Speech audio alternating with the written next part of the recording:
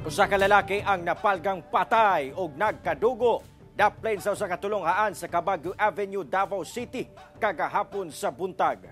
Dugang detalye sa report ni Kent Abrigana.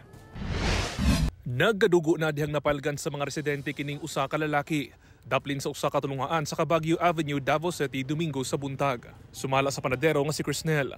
Nakanog na lang matod pa siya og kusog nga buto pasado lasay sa buntag. Sige, makuyawan jud ka kay siyempre karon po kakuan nga ngani pusil dol ra sa mo.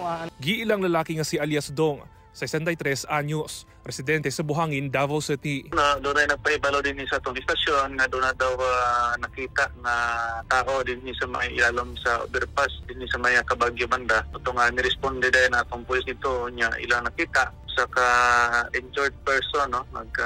Nagkadugo siya. Na-recover ang caliber 38 revolver nga nakapatong sa ibabaw nga lawa sa lalaki. Doon na say nakita nga gunshot wound sa ulo ni ini. Gani, ang residente nga si Camille, nabala ka na. Delikado kay para sa mga tao nga dugay kay maguli or kanang kadlaw na maguli ba bisig ingato na may tabo nga dautan. Apan para kang Gilbert. Wala man kayo nabalaga. Okay nga naman sa? Nagaman po mga pulis po. Apan sumala sa kapulisan.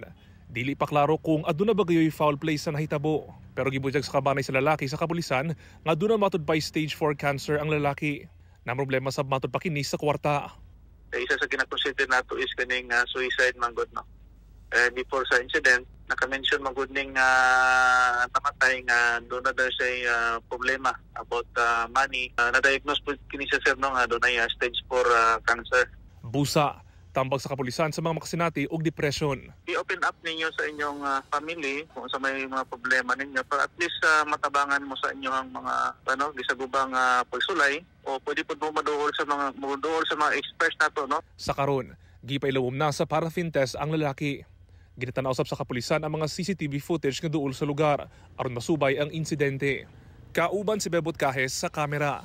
Ako si Kent Abrigana para sa One Mindanao.